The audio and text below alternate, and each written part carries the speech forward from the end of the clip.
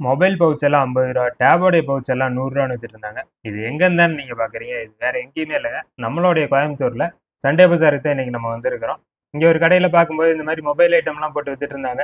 அவங்க கிட்ட அந்த பவுச் எல்லாமே நல்லா தான் இருந்தது. ஆனா பிரைஸ் கேட்கும்போது பிரைஸும் கம்மியாவே இருந்தது. சரி நமக்கு இப்போதைக்கு எதுவுமே தேவைப்படாது அப்படின்றதுனால அங்கேருந்து அடுத்த கடைக்கு வந்துட்டேன். அடுத்த கடையில பார்க்கும்போது கொஞ்சம் துணி இந்த மாரி ஐட்டம்லாம் நெறைய போட்டிருந்தாங்க. அது மட்டும் இல்லாம அவங்க கிட்ட ஒரு கீபோர்டு, அப்புறம் மல்டிமீட்டர் இதெல்லாம் வச்சிருந்தாங்க. சரி நமக்கு இதில் ஏதாவது தேவைப்படுமா, நம்ம யூஸ் பண்ணுற மாதிரி ஏதாவது ப்ராடக்ட் இருக்குதா அப்படின்றத பார்த்தேன். அப்படி எனக்கு நான் பார்க்கும்போது எனக்கு எதுவுமே சரியா தெரியல.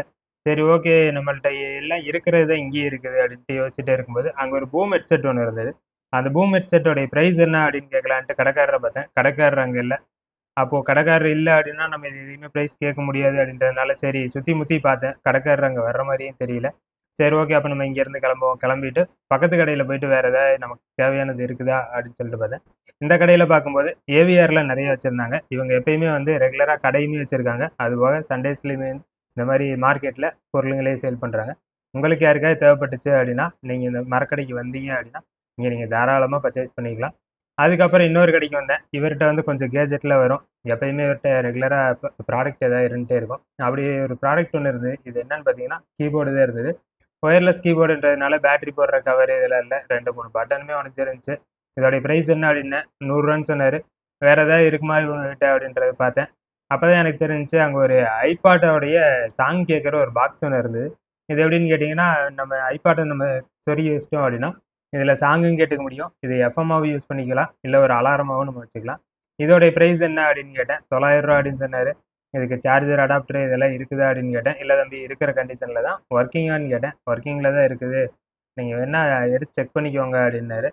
பார்க்கும்போது கொஞ்சம் கண்டிஷன் நல்லாவே இருந்த மாரி இருந்துச்சு. டிஸ்ப்ளேவுமே நல்லா தான் இருந்தது. சரி, ஆனா ரஸ்ட் மட்டும் ஃபார்ம் ஆயிருந்துச்சு. சரி இப்போதைக்கு நமக்கு இது தேவைப்படாது. உங்களுக்கு யாருக்காவது வேணும்னா சொல்லுங்க. நான் நெக்ஸ்ட் வீக் போகையில இருந்ததுன்னா கண்டிப்பா வாங்கி தரேன். வேற ஏதாவது நமக்கு கிடைக்குமா அப்படின்னு சொல்லிட்டு பார்த்தேன். இவங்க கிட்ட கார் ஆடியோ சிஸ்டம்லாம் நிறைய இருக்கும். எப்பயுமே இவர்கிட்ட வந்து ரெகுலரா வர்ற ப்ராடக்ட் தான். அதுபோக 2 அங்க விசிஆர் 2 விசிஆர் இருந்தது.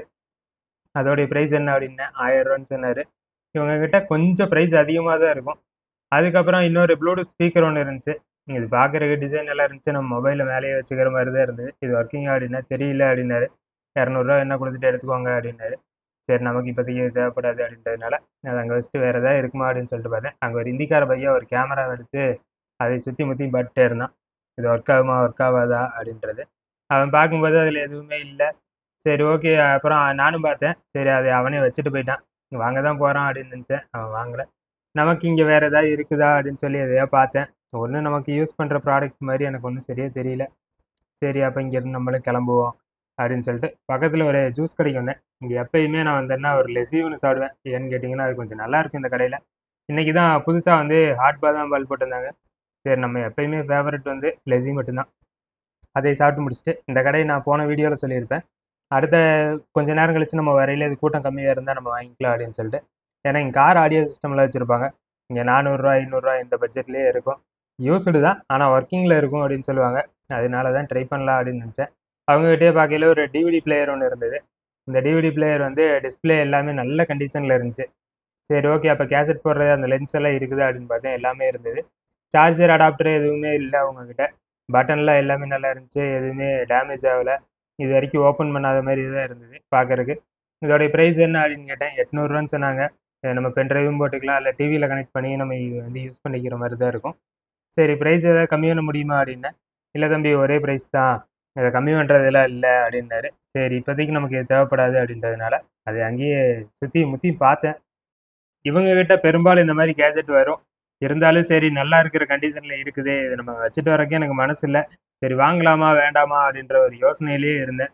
அப்பதான் தோணுச்சு, சரி நம்ம இத வாங்கிட்டு போய் இப்போதைக்கு நம்ம எங்க கேசெட் போட்டு பார்க்க போறோம்? ஏன்னா பெரும்பாலும் கேசெட் இப்ப கிடைக்கிறதே கிடையாது. என்கிட்ட டிவிடி கேசெட்ன்றது நெறைய இருந்தது. இப்ப எதுவுமே இல்ல.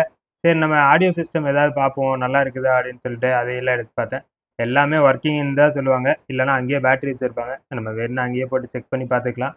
சரி அவங்க கிட்ட ஒரு 5, 6ன்னா இருந்தது. சரி இதுல ஏதாவது நல்லதா இருக்குது அப்படின்னா, சரி நம்ம இதை வாங்கிப்போம். வாங்கி உங்களுக்கு ஏதாவது தேவைப்படும்போது என்கிட்ட இருந்து கூட குடுத்துக்கலாம் அப்படின்னு சொல்லிட்டு இத எடுத்து பார்த்தேன். இது பார்க்கும்போது நல்லா இருந்தது. இதோட டிஸ்ப்ளேவுமே நல்லா இருந்துச்சு. ஒரு கொஞ்சம் டிசைனா குட்டி டிஸ்ப்ளேவா இருந்தது.